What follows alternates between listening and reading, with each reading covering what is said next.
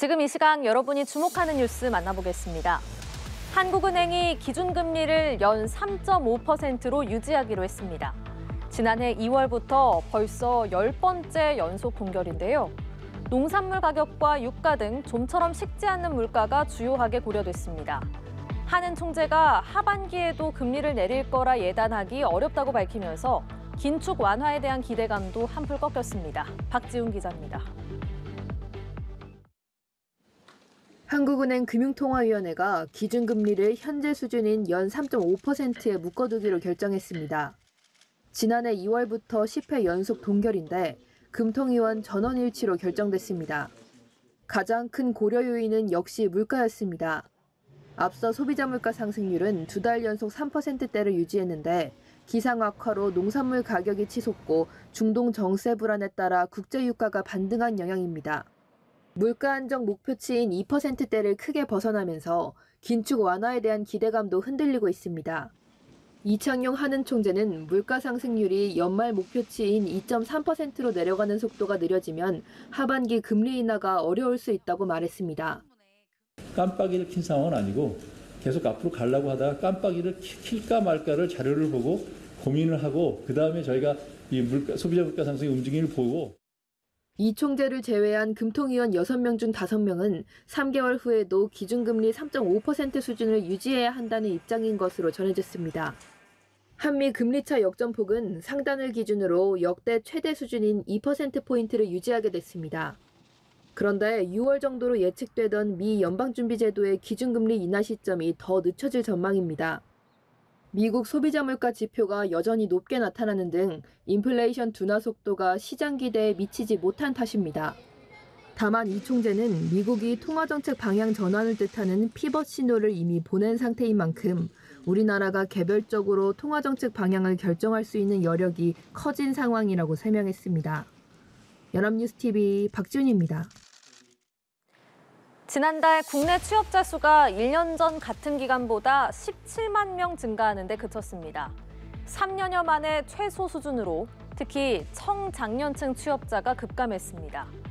지난달 실업자는 1년 전보다 5만 명 넘게 증가해서 5개월째 늘어났는데요. 실업률은 50대와 60대 이상에서 상승했습니다. 강은나래 기자입니다. 통계청이 발표한 고용 동향을 보면 지난달 15세 이상 취업자는 2,839만 6천 명으로 1년 전보다 17만 3천 명 증가했습니다. 취업자 수 증가폭은 올 들어 1월 38만 명, 2월 32만 9천 명 등 30만 명대를 유지했으나 3월에 증가폭이 절반 수준으로 줄었습니다. 특히 코로나19 대유행 당시인 2021년 2월 47만 3천 명 줄어든 뒤로 37개월, 3년여 만에 최소 증가폭을 보였습니다. 이와 관련해 통계청 관계자는 3월에 강수가 많아 기온 저하 여파로 농림어업 쪽에서 취업자 감소폭이 컸다며 작년 3월 취업자가 많이 늘어난 것에 대한 기저효과 영향도 있다고 설명했습니다. 실제로 지난해 3월 취업자 수는 46만 9천 명 대폭 증가한 바 있습니다. 연령별로 보면 지난달 15세에서 29세 청년층 취업자가 13만 1천 명 줄었습니다. 지난해 7월 이후 가장 큰 감소폭입니다. 40대 취업자도 7만 9천 명 줄어든 것으로 나타났습니다. 반면 60세 이상 취업자는 23만 3천 명 늘었습니다. 산업별로는 반도체 생산 증가 등에 힘입어 제조업 취업자가 4만 9천 명 늘어 4개월째 증가세를 이어갔습니다. 건설업 취업자도 7개월 연속 증가해 지난달엔 2만 2천 명 늘었습니다. 숙박, 음식점업 취업자도 7천 명 늘어 3개월 만에 증가세로 돌아섰습니다. 반면 농림어업 취업자는 5만 명 감소한 것으로 나타났습니다. 15세 이상 전체 고용률은 62.4%로 1년 전보다 0.2%포인트 상승했습니다. 지난달 실업자는 89만 2천 명으로 1년 전보다 5만 2천 명 증가해 5개월째 늘었습니다. 실업률은 50대와 60세 이상에서 상승해 전년 동월 대비 0.1%포인트 상승한 3%를 기록했습니다. 연합뉴스TV 강은나래입니다. 자신의 저서 제국의 위안부에 일본군 위안부 피해자의 명예를 훼손한 혐의로 기소된 박유하 세종대 명예교수가 파기환송심에서 무죄를 선고받았습니다. 지난 2017년 2심에서 유죄를 선고받은 지 약 7년 만인데요.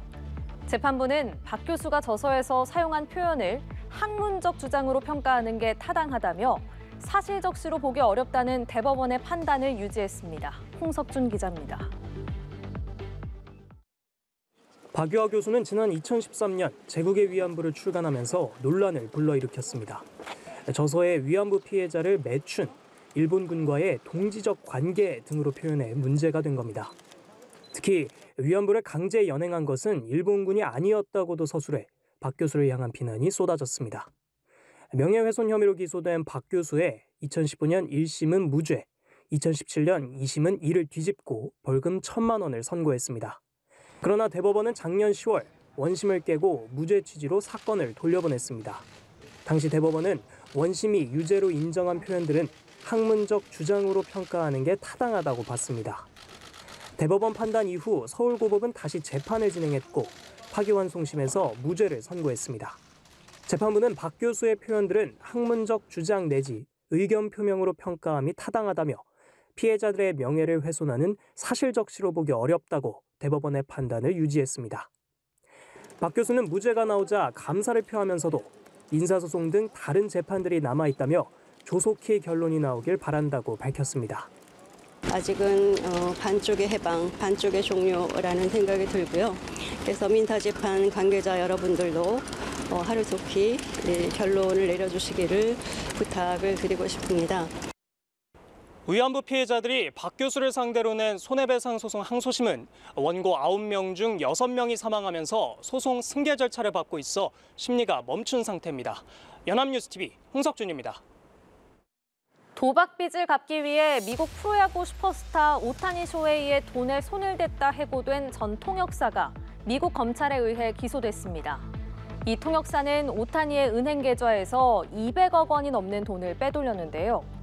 오타니 계좌에 접근하기 위해 은행 측에 자신이 오타니라고 속이는 등 거짓말까지 한 것으로 드러났습니다.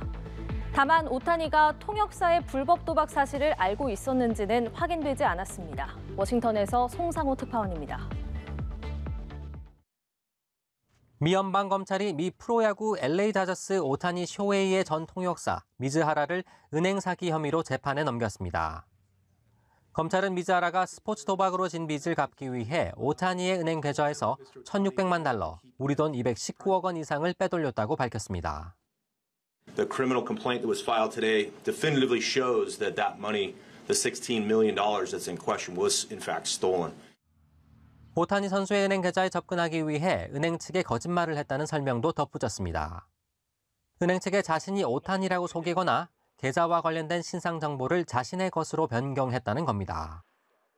Over time, Mr. Mitsuhara's bets became more and more frequent. And over time, Mr. Mitsuhara's bets became larger and larger in amounts. 검찰은 이 통역사가 오타니의 실질적인 매니저 역할을 하며 은행 급여 계좌를 개설하는 것을 도왔다고 부연했습니다.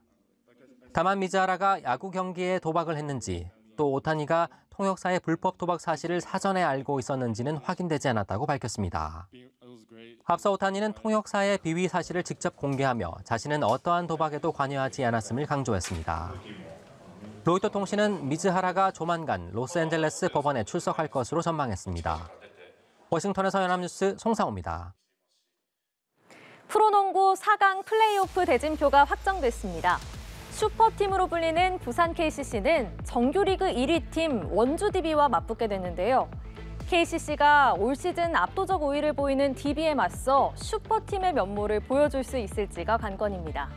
KCC 전창진 감독과 DB 김주성 감독은 과거 감독과 선수로 DB의 전성기를 이끌던 사이였던 만큼 사제 대결에도 관심이 쏠립니다. 이승국 기자입니다. 정규리그를 5위로 끝낸 KCC는 봄 농구가 시작되며 달라진 모습을 보였습니다.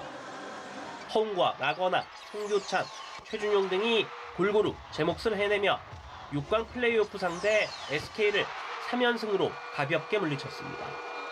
4강 플레이오프에서 만날 상대는 정규리그 1위 팀 DB. 감독과 선수로 DB의 전성기를 이끌던 전창진 감독과 김주성 감독의 맞대결로 더욱 관심이 쏠립니다. 올 시즌 전적은 5승 1패로 DB의 압도적인 우위. KCC가 6강 플레이오프에서처럼 슈퍼팀의 면모를 보여줄 수 있을지가 관건입니다. 잘 하기 때문에 정규리그 우승을 한 팀 아니겠습니까? 저희도 도전하는 마음으로 잘 연구하고 잘 생각하고 준비를 탄탄히 해서 원주로 넘어가도록 하겠습니다. 정규리그 3위 KT는 현대모비스를 3승 1패로 꺾고 LG와 챔피언 결정전 티켓을 놓고 맞붙게 됐습니다. 공교롭게도 LG 사령탑은 현대모비스 조동현 감독의 쌍둥이 형인 조상현 감독. 정규리그에선 LG가 KT에 4승 2패로 앞섰습니다. 자꾸 뭐 5차전까지 연장까지 갔다 오라고 말씀하셨는데 저희 잘 쉬고 잘 먹고 멋지게 한번 하겠습니다.